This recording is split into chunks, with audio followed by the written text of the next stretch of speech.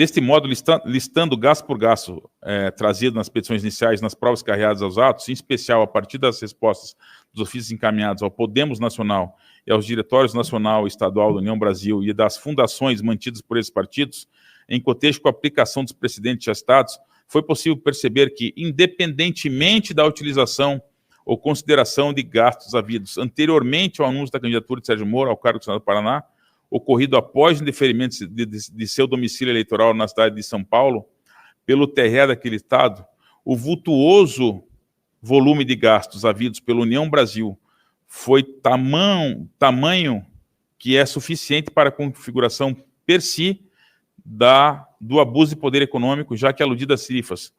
por si só, superam o limite de 20% dos gastos possíveis para a candidatura ao Senado do Paraná.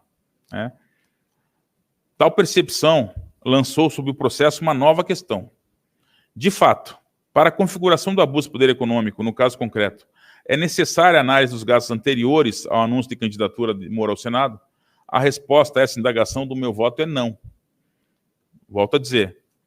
como eu fiz análise de trás para frente e constatei que houve um gasto num limite superior a 20%, e já adianto que é esse limite que eu estou considerando para fins do meu voto, não havia necessidade, senhor presidente, de analisar os gastos anteriores. Então, por brevidade, eu... 20% sobre o QD? Sobre o teto legal, o TCE, de gasto? 20% sobre o teto de pré-campanha fixado pelo CE para a campanha no Paraná, que no caso era 4.440.000. Ou seja, deixando de lado toda a discussão acerca dos efeitos do downgrade eleitoral ou da influência ou não dos gastos realizados em outros estados da federação, é possível verificar que a utilização de recursos do fundo partidário aqui comprovados em favor da candidatura de Sérgio Moro foi tamanha no âmbito do estado do Paraná, temporalmente, entre o indeferimento de sua candidatura em São Paulo e o início da campanha, que apenas a consideração dos gastos havidos nesses pouco menos de 70 dias é capaz de configurar os requisitos impostos pelos precedentes para aplicação do caso concreto e que leva a necessária procedência da ação com a cassação do mandato dos direitos políticos do ex-senador e ex-juiz e atual senador Sérgio Moro e seu primeiro suplente, esses que superaram a casa dos R$915 mil, ou seja, cerca de 20,65% dos gastos permitidos para a campanha do Senado. Como eu disse, adiante eu vou estabelecer qual foram os gastos que eu considerei.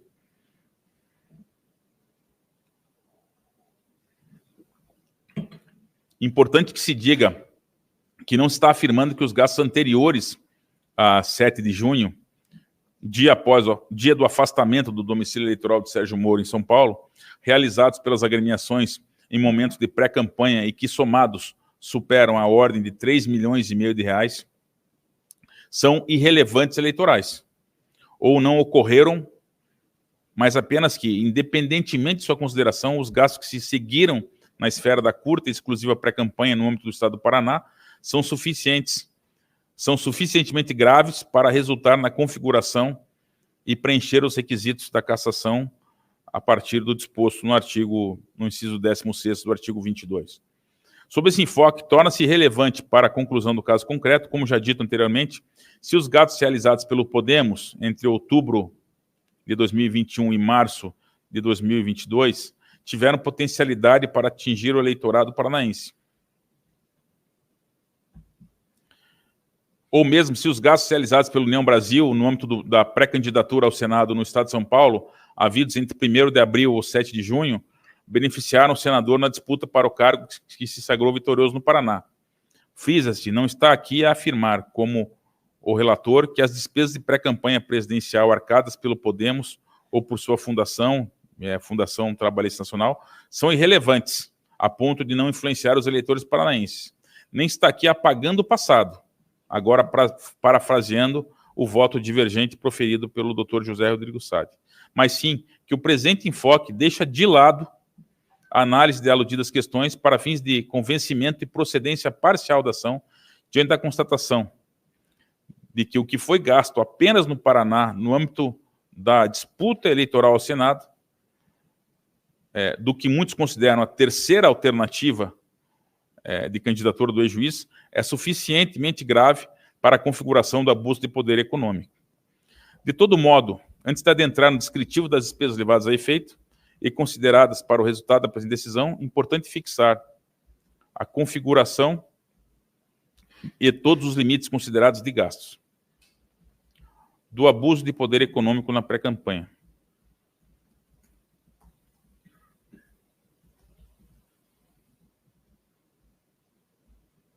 A legislação não fixa o conceito de abuso de poder econômico de modo que a doutrina se incumbiu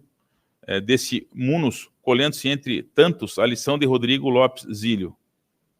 Caracteriza-se o abuso de poder econômico na esfera eleitoral quando o uso de parcela do poder financeiro é utilizado indevidamente, com o intuito de obter vantagem, ainda que indireta ou reflexa, na disputa do pleito. Embora usualmente vinculado ao efetivo emprego de recursos financeiros para desequilibrar a competição eleitoral, não é descartada a possibilidade de que a apreensão de recursos vultuosos em determinadas circunstâncias específicas pode se convolar igualmente em abuso de poder econômico. Reforçando a percepção de que o abuso de poder econômico pode ser extraído do desequilíbrio de recursos entre os participantes da disputa eleitoral, colhe-se a doutrina de Frederico Franco Alvim. Em última análise, a ideia de abuso de poder econômico remete à quebra do equilíbrio da oportunidade ou das regras econômicas do fair play eleitoral, elementos que, como se disso, devem informar, tanto no palco como nos bastidores, o espetáculo democrático no qual se desenrola e pugna pela ponteira da condução política. É válida ainda a observância feita por Rodrigo Lopes Zílio, especificamente a tratar do tema no âmbito da pré-campanha. Não se pode recusar a hipótese de abusos de poder econômico quando esses atos de pré-campanha recebem um influxo financeiro em seu custeio, de forma anormal ou excessiva, indicando um mau emprego de recursos públicos ou privados para beneficiar uma futura candidatura. Cumpre relembrar que a proteção normativa com assento constitucional é direcionada à proteção das eleições e contra a influência de poder econômico.